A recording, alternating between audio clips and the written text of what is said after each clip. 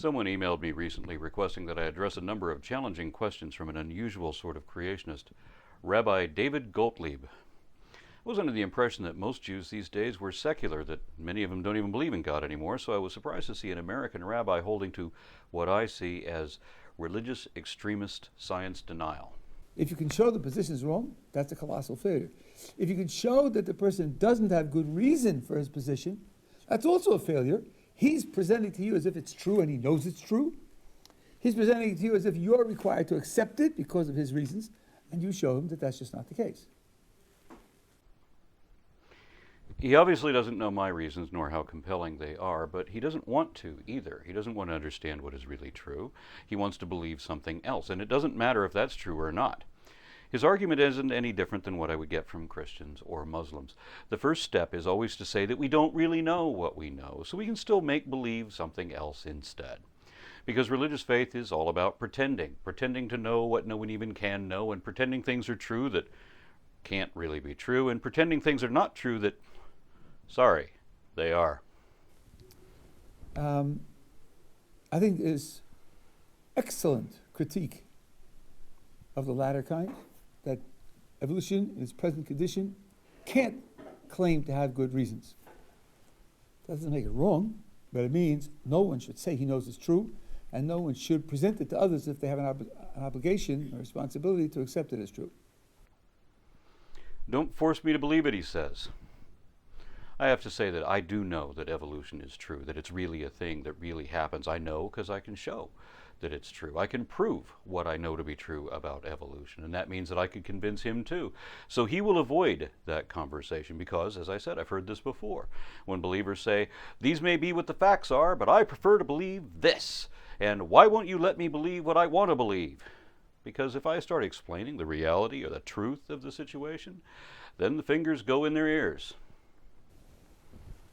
There's also some evidence against its truth. I wouldn't say the evidence against its truth is conclusive, but it definitely should make a person less sure, and then it contributes to the first conclusion that you haven't got good enough evidence to accept it as correct. And that's my bottom line. Just to be completely truthful, there is no evidence against evolution. None. Now, there's no evidence for creation either, and plenty of evidence against that. But there is no evidence against evolution's truth. And I don't know what he means by truth, nor what any religious person means by that. It always seems that truth to them means whatever unsubstantiated, irrational assumption they've asserted against all reason and can't defend other than through their unreasonable convictions and the volume of their voice. But that's not how I understand truth. To me, truth is whatever statement can be shown to be true. Is it concordant with reality? If we can show that the statement is true, then we can call it truth. But if you can't show me that there's any truth to it, then there is no truth to it. That's what religion is. It's all about make-believe, claiming things are true that aren't evidently true. In other words, lying. But remember what he said before about showing whether someone had good reasons for their position?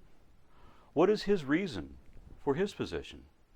My bottom line is, I can't say, I don't know whether it's true or false, not on the basis of scientific or logical reasons, but I believe for sure that there isn't enough support for it to accept it as true, which means at the very least the person ought to say, maybe it's possible, but I haven't got enough reason to accept it. I don't know whether it's true or not.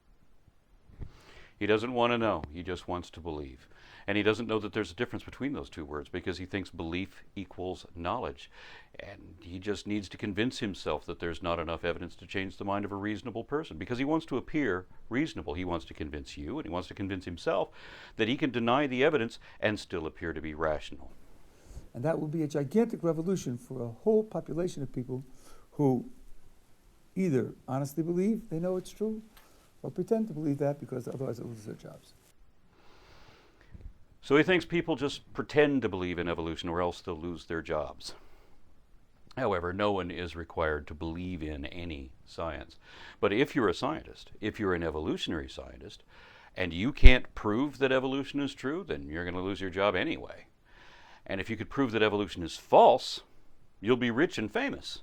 So no part of Rabbi Gottlieb's impression is correct. Now, this video was meant to list the many flaws of evolution, but the rest of the presentation has nothing to do with anything. Rabbi Gottlieb has no idea what the theory of evolution even is. All he can do is imagine that things don't happen because of chemical reactions or natural forces, but rather because a magic invisible man made it happen. But this video was not what I was asked to address. Instead, I was given 4 questions from Rabbi Gottlieb, which he thinks have stumped evolutionary science professors into silence, meaning that when he sent these letters out to professors, no one replied. And it can't be that a college professor is too busy to engage in the relentless bother of religious nonsense. Nah. The only option is that scientists are unable to answer these questions and they're afraid to admit it. That seems to be what he thinks anyway. So let me take a stab at it. Thomas Nagel writes in Mind and Cosmos, "What is lacking to my knowledge is a credible argument that the story has a non-negligible probability of being true. Isn't he correct that no credible argument has been given, showing that the probability of life on Earth or of anything similar being caused by the processes of evolution is non-negligible?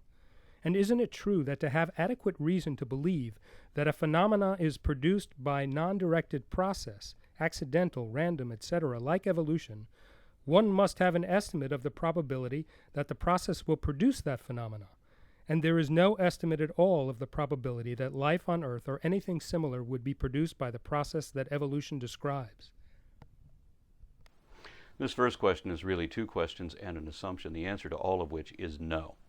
When we have evidence that something happened, we don't ever need to know the probability of that thing happening. We know it did. We have the evidence to prove it. At a roulette wheel, we may know the probability against any particular number coming up, but it still occasionally does anyway. And people win the lottery, too. Look at the odds against that. So the probability against something happening has little or no relation to whether it actually happened. Everything that has already happened today is highly improbable, especially if you try to predict it yesterday. If you look at any string of events that happened today, that's already improbable, and the more details you factor in, the less probable it is. Such that if you were to calculate the numbers correctly, everything you're aware of that happened today is virtually impossible according to the numbers, even though it's already happened. And despite the fact that most people are born into some religion and raised with it, the more educated one is, the less likely they'll believe in God. Scientists are statistically much less likely to believe than the general populace. Those working in social sciences are more likely to believe than those working in natural sciences. And most of the polls that I've seen show a minority of scientists who still believe, especially when we're talking about scriptural dogma. Then it seems that less than 1% of earth and life scientists give any credence to creationism. That means that biologists and geologists, the very people who you would expect to believe if there was any probability of creationism being true, they would be the ones to find those clues. Physicists haven't found them either. Even religious organizations admit that physics is like 85% atheist. And the few physicists that I've met, like Lawrence Krauss, say that there is no way to calculate the probability of Earth and life forming because we currently do not know the factors that allow for that. But if anything, he says the odds have only increased, along with our understanding, since earlier estimates. Astrophysicist Sean Carroll argues that theism fails in every explanative capacity compared to naturalism.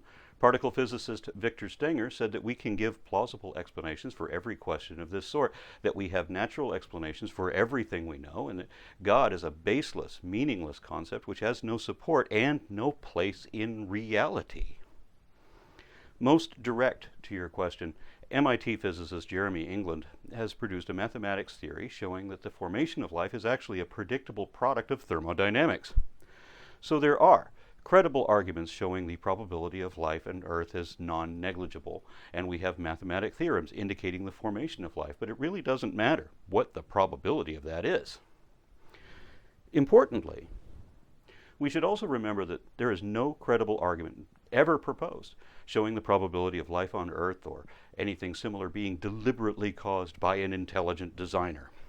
If you think you should know the probabilities of something before you can believe it, then there is no way you could ever believe in a God. Convergent evolution is the independent evolution of similar features and species of different lineages. Isn't it true that evolution never predicted convergent evolution? Indeed, that evolution predicts that it should not occur? and hence the many cases of convergent evolution are in effect evidence against evolution?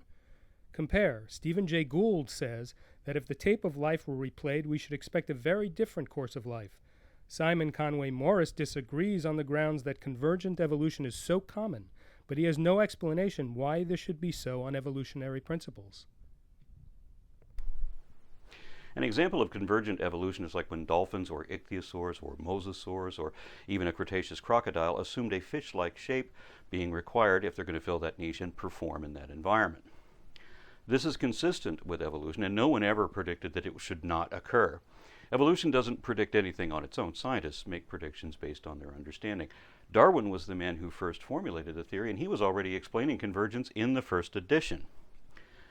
However, Gould is right that the sequence of mutations would be different if we started all over again, because mutations are random, just like rolling the dice all over again. But the lifestyles of animals are still going to be influenced such that they'll be forced to adapt to that environment or die out. I don't know how anyone finds this difficult to understand or explain. Seems perfectly obvious to me. Conversely, religion has failed to predict or explain anything, ever. Despite all their claims of prophecy, the only instances that are clearly defined and have expiration dates have all failed. Every testable claim that Tanakh ever made has been disproved, and the rest is unsupported assertions of self-contradicting absurdity. On ID, isn't it true that ID is criticized as being unfalsifiable and hence untestable, and also as being refuted by the empirical evidence, even though those two criticisms contradict one another? No. ID is an abbreviation for intelligent design. It is not different from creationism. It is creationism trying to conceal itself by using a different name. However, those who used to call themselves creation scientists and who now call themselves intelligent design proponents have made specific claims that can be and have been falsified. All the claims made by intelligent design proponents have been refuted by science and disproved in a court of law. However, because ID is born of religious apologetics and fueled by faith, design proponents will never admit when they've been proven wrong, and there's your contradiction. Isn't it true that ID predicted that it cannot be that 95% of the DNA is junk, i.e. performs no function useful to the organism, and has been proven correct? ID proponents, in this case specifically Stephen Meyer of the Discovery Institute, said that DNA shouldn't have any preponderance of junk at all, that it should be dominated by functional DNA. But he was wrong. It's still 95% junk. 1.5% of the genome is coding DNA, while another 3% is regulatory. If we include all other categories of functional DNA, including ribosomal, transfer, and microRNA genes, it still only amounts to 5% of the total genome. Another 10% is essentially random gibberish due to a buggy enzymatic process, another indication of unintelligent design. 21% of the genome is parasitic viral copies, and 13% is just copies of copies. 8% of the genome is made of endogenous retroviruses. That's where viruses insert their own DNA into gamete cells to be inherited by all of your descendants. So only 5% of DNA is functional, 10% is structural, 45% is parasitic, and the remaining 40% doesn't yet appear to do anything or have any reason to exist. And when this useless DNA is removed from lab mice, there is no effect whatsoever. So yeah, it's apparently junk. Isn't it true that the criteria of falsifiability for genuine science is completely incorrect? No, that is not remotely true. Isn't it true that SETI uses the same logic as ID? No, ID has no logic. SETI does, because SETI has two things that ID doesn't. We know that alien life is possible and even probable, where an intelligent designer in the form of a mind with no brain to generate it, using supernatural powers to wish things into being, is improbable, implausible, and impossible. But aliens might realistically be listening. The development of life shows a vast growth in the information stored in the genome. Isn't it true that there is no known case of a mutation that both adds information to the genome and increases adaptation? No, there are multiple examples in genetics of specifically identified mutations which do add information and increase complexity, allowing for increased adaptation. However, sometimes beneficial mutations can result from decreasing information too, and we have specific examples of that in the human phylogenetics as well. Now that I've seen Rabbi Gottlieb's questions, I can guess why college professors didn't bother to answer them. They feel no need to voluntarily devote their time to educate someone who won't listen when they have sincere students willing to pay for it. If you can show that the person doesn't have good reason for his position,